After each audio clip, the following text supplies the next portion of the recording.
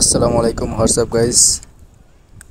আজকে আমরা যাচ্ছি সাবদিতে ঘুরতে। বাসায় বসে থেকে থেকে বোর হয়ে গেছি, তাই আমরা চাচাপাতি যে মিলে যাচ্ছি সাবদিতে ঘুরতে। তাই যাওয়ার পথে চিন্তা করলাম একটি ভিডিও বানাই আপনাদের জন্য, তাই আজকের ভিডিওটি করা। এই যে দেখতে পারতেছেন গাছপালা সবুজ শ্যামল, যা দেখতে খুবই সুন্দর লাগতেছে।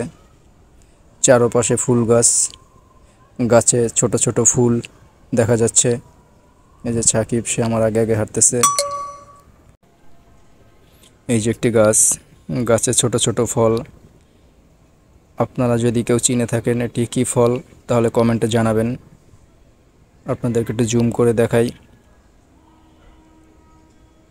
এখানে সুন্দর ঘাস দেখতে পারতেছেন, দুটো ফুল দুটো খুবই সুন্দর। জানি না এ ফুল গাছের নাম কি, আমি আপনারা যদি কেউ চিনে থাকেন তাহলে কমেন্টে জানাবেন। খুবই সুন্দর একটি জায়গা। আমি মাঝে মাঝে এখানে ঘুরতে আসি, চাইলে আপনারাও ঘুরতে আসতে পারেন। এখানে অনেক লোকজন হয়, অনেক লোকজন আসে দূর দূরান্ত থেকে সাবদিতে। আমি আপনাদের ভিডিও শেষে লোকেশনটা বলে দিব, চাইলে আপনারাও আসতে পারবেন। এই যে দেখতে পারতেছেন ছোট ছোট ফুল ফুটে আছে, দেখতে খুবই ভালো লাগতেছে। এরকমের অনেক ফুল গাছ আছে এখানে, একটি দুটি নয়, হাজার হাজার ফুল গাছ। কিছু গাছের ফুটেজ নিলাম আপনাদের দেখানোর জন্য, যাতে আপনারাও দেখতে পারেন। যদিও জানি না এটা কি ফুল গাছ, আপনারা যদি কেউ চিনে থাকেন তাহলে কমেন্টে জানাবেন এটা কি ফুল। তবে এটা কোনো ঘ্রাণ আসে না, আমি দেখছি, কিন্তু দেখতে খুবই সুন্দর লাগে, ন্যাচারাল ফুলের মতনই। কিন্তু এটা কোনো গন্ধ নাই। যে দেখতে পারতেছেন একটি পিঁপড়া, সে হয়তো মধু খাওয়ার জন্য চলে আসছে। সামনে এসে আবারও পড়লো একটি ফুল গাছ। এই গাছের ফুলগুলি একটু বড়, তার জন্য ভিডিও করলাম। যে দেখতে পারতেছেন এই গাছের ফুলগুলো পুরো ফুটে গেছে। তারপরে চলে আসলাম নদীর পাড়ে, নদীর বিউটি দেখানোর জন্য। এখানে এক সময় আমরা গোসল করতাম। একদম সাবদিতে চলে আসছি নদীর পাড়ে, একটু আপনাদেরকে দেখাচ্ছি। এটা হচ্ছে ওপারের খেওয়াঘাট, মানুষ এপার থেকে ওপার যাচ্ছে ঘুরতে। এটা হচ্ছে নদী। আমরা এক সময় নদীতে গোসল করতাম, এখনও মাঝে মাঝে আসা হয়, এসে গোসল মোসল করি। চাইলে আপনারাও আসতে পারেন। পানির খুবই স্রোত আছে এখানে। আকাশটাও খুব সুন্দর লাগতেছে বিকালবেলা। এখন বাজে 6টা বাজে আমরা ভিডিওটা করছি, যদিও অন্ধকার হয়ে গেছে, রাত চলে আসছে, তো অন্ধকারে খুব ভালো বোঝা যাচ্ছে না। আমরা আস্তে আস্তে সন্ধ্যা হয়ে গেছে। হেঁটে আসছি, হেঁটে আসার মজাই আলাদা, তার জন্য একটু লেট হয়ে গেছে।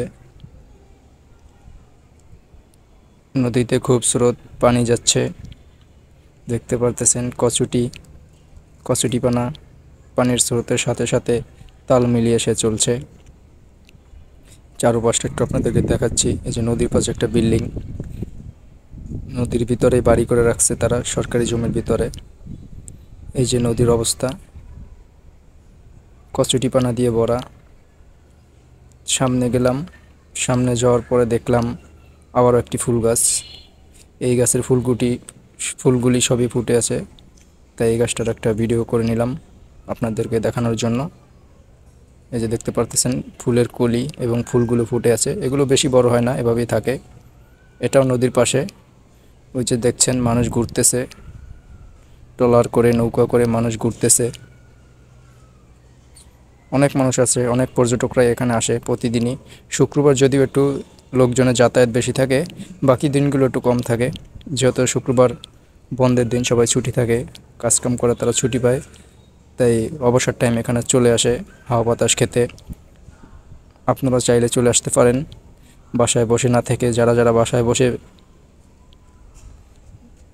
বসে থেকে যাদের খারাপ লাগতেছে, তারাও চাইলে চলে আসতে পারেন। এটা হচ্ছে নারায়ণগঞ্জ বন্দরঘাট থেকে সাবদিতে 25 টাকা করে ভাড়া নেয়। অটোতে যদি আসেন 25 টাকা বা 30 টাকা করে নিবে।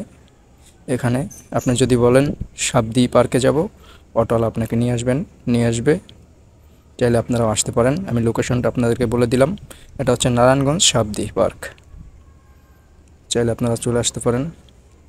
আর আমার ভিডিওটি ভালো লাগলে লাইক কমেন্ট শেয়ার করে দিবেন। আপনাদের জন্য এই ভিডিও বানাই খুব কষ্ট করে। আর আপনারা কী রকমের ভিডিও চান কমেন্টে জানাবেন, চেষ্টা করবো ইনশাল্লাহ ওই রকম ভিডিও দেওয়ার জন্য। তারপর আবার চলে আসলাম নদীর পাড়ে। এখানে ভিউটা দেখুন, খুবই সুন্দর, নদী একদম নীরব, পানির স্রোত আছে এখন হালকা যদিও।